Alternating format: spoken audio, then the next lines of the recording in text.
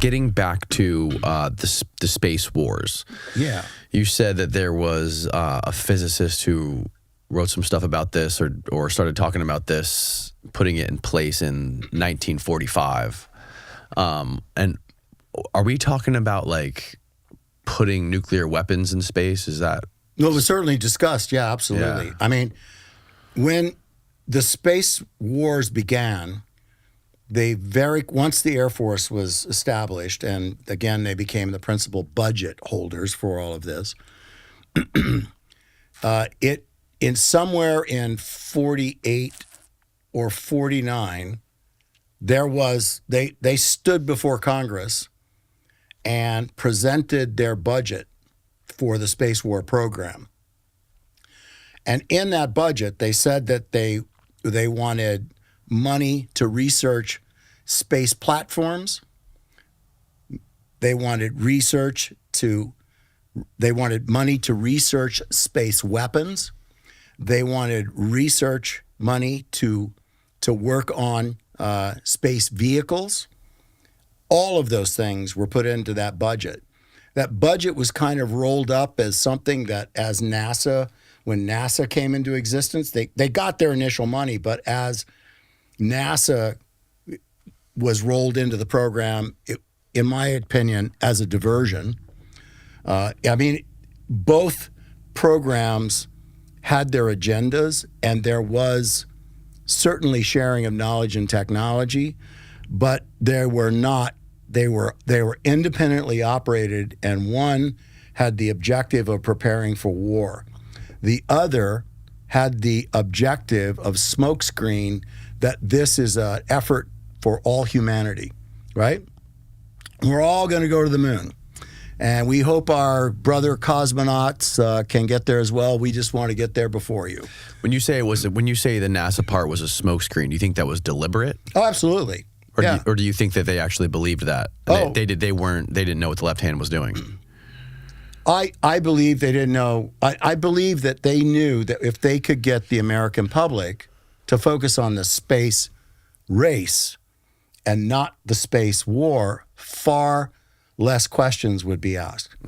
And again, as I said to you, as that space war began, whenever we take a break here, I'll pull up an actual animation that will show you that from 1945, how the number of reported sightings of UFOs and encounters and blah, blah. Really? How that increased exponentially starting in 1945. As the space war thickened, because we've been, in 1968 out at Edwards Air Force Base, we were testing lifting body aircraft. Lifting body aircraft mean aircraft with no wings. Mm-hmm. In 1968. Are you talking about like the things that we got from the Horton brothers? The Horton brothers developed that thing that looked like a flying saucer with no wings on the top left. Wait. That's too new. You're looking at some of those are probably some of those aircraft, but these were. Look at that! It's beautiful. It's kind of like that Indiana Jones movie. Yeah. Oh wow. Oh, that is a lifting body, but that's not. See, the fact you've got an artist concept of that, that's a great project. So that's incredible looking, dude. I've never seen anything like this before. Wait here, and I'll show you. Ooh. Wow, look at that. Looks like a space shuttle, like a futuristic space shuttle. It's called Dream Chaser, and they've still got it, but it's gone to gray now, which means it's not a black project that anymore. means it's declassified or what? Yeah. Okay. So, but look at it. It has a re-entry. It has a re-entry speed of 15,000 miles per hour, Mach 20.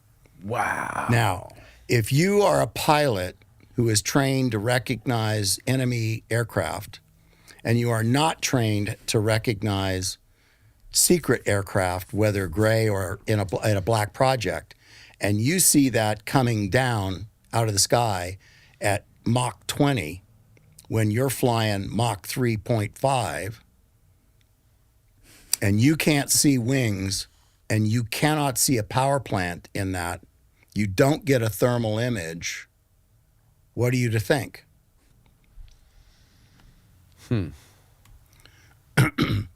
So, Well, there's an example of this. You remember that? You see this picture right here? yeah. Look at the profile of that picture. Okay. Okay. It looks like, what does that look like? It just looks like a, It looks like that yeah, it does look from like the ass end. That's what that looks like. Mm-hmm. Okay. That picture was taken by a backseater flying in that jet. Okay. He took it with an iPhone. An F-15. Took it with an iPhone. And then what does the UFO community do? The label, that picture is everywhere. You can see the back of the pilot's seat. You can see the curvature of the canopy. And there's that picture of that thing out there. And people in the UFO UAP community have taken that picture and labeled it a leaked photo. It was not leaked. It drives me fucking nuts that everybody has to say that. It's not leaked. It was on the guy's iPhone. He was sending it around to people going, check this out. You know, does anybody recognize this or know what this is? And the next thing, I don't know because I haven't been able to track it back to the source, but the other thing that is added into the commentary from UFO in the UFO UAP community says it appeared standing still in the air, that it was standing still. Well, let me explain that to you. Okay. Okay. Dream Chaser. There is an actual phenomenon that takes place that is part of the FAA manuals. It's because they alert pilots and train pilots this. It's called spatial disorientation in flight, autokinetic illusion. And the reason that autokinetic illusion occurs is because there is no static reference point. You have to have a static reference point within your visual field to be able to determine how fast something is moving or what your relative speed is in relation to that object in front of you. Pilots can have this spatial disorientation in flight. Most of the time, it's very commonly experienced when you're trying to land at night in a darkened area, like let's say the desert, and you have a military airfield and what's lit up are the landing lights. And they might be, let's say they're infrared because you're coming in on goggles, on night vision goggles. The spatial disorientation that happens, this kinetic illusion, autokinetic illusion, is your mind, because it doesn't have any static reference points, it has no terrain features, no buildings. It just sees the lights in front of it and the craft is coming. The illusion part of it is pilots think that the runway is pushing out in front of them. Their mind is saying the runway is running ahead of me. Right. Okay. Now that only stops when the pilot pays attention to all of his instruments, his airspeed indicator, attitude, where he is, glide slope indicator, everything. When he starts doing that and he stops trying to look out there, he can get himself out of that autokinetic illusion and get to the place where he can land the aircraft. It's a common thing. It's taught by the U.S. Air Force to watch out for it. The FAA makes sure that private pilots, commercial pilots, they all understand it. So in this particular scenario, this aircraft is flying at, let's say, Mach 4. Out in front of it, and it's flying up at, God, I don't know what their altitude was when the picture was taken, but I can tell you they had to be somewhere between 20 and 30,000 feet, which means, and it was a perfectly clear day. There were no clouds. So they have no static reference.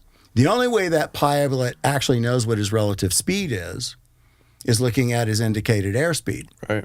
That's how he knows how fast he's going. Otherwise, he doesn't.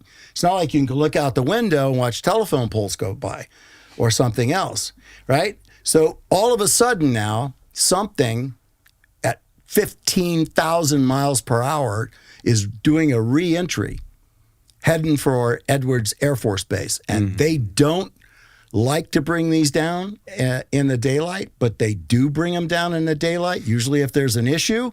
And when they bring them down, they haul ass to get them on the ground so that people don't see them very much. Right. But this pilot, his backseater snaps a picture of it. And the comment made that it looked like it was standing in air. That is that autokinetic illusion. It looked like it was standing in air because it's going 15,000 miles per hour and you're going Mach 4.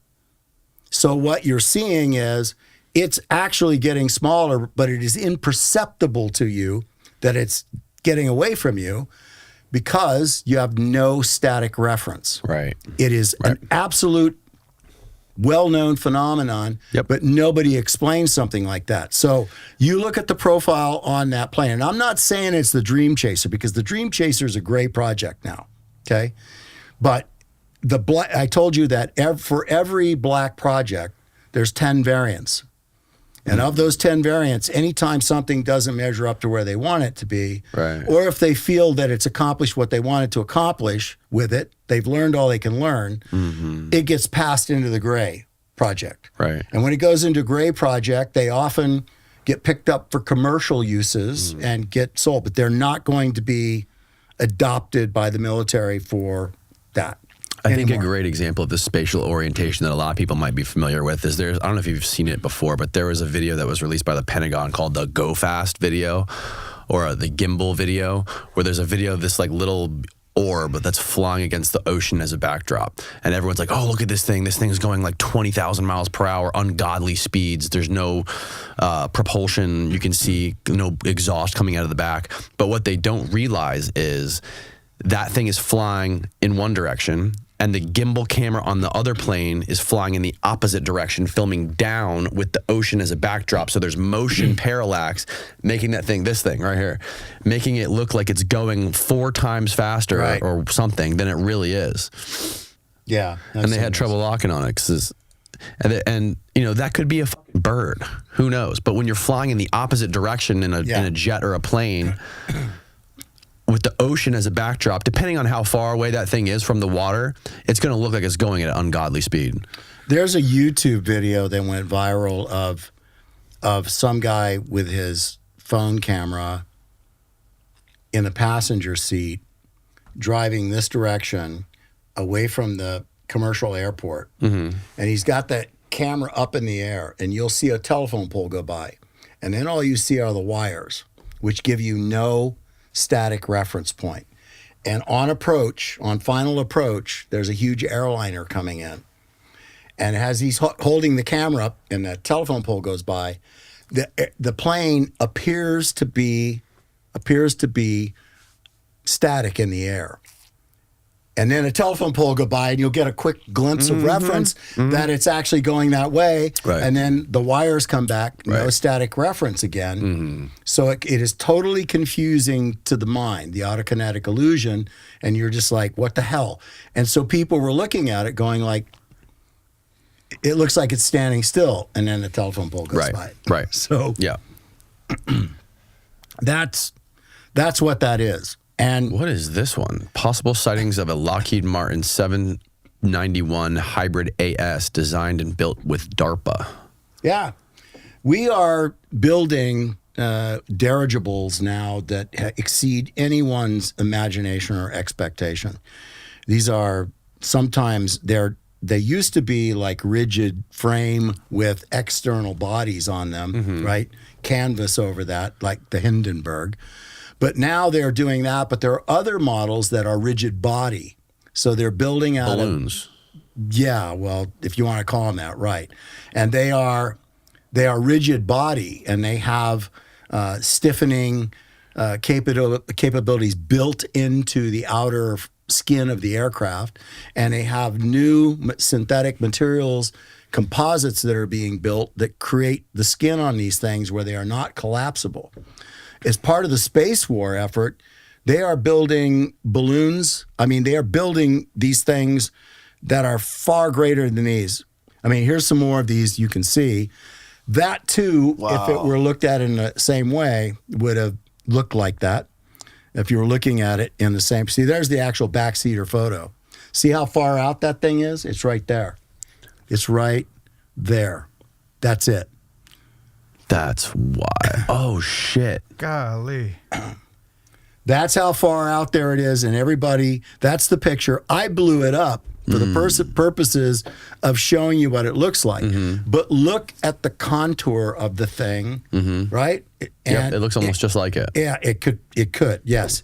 And it looks just like the Dream Chaser. And it also looks like about 5 other of these aircraft that are in development or have been cast off to gray.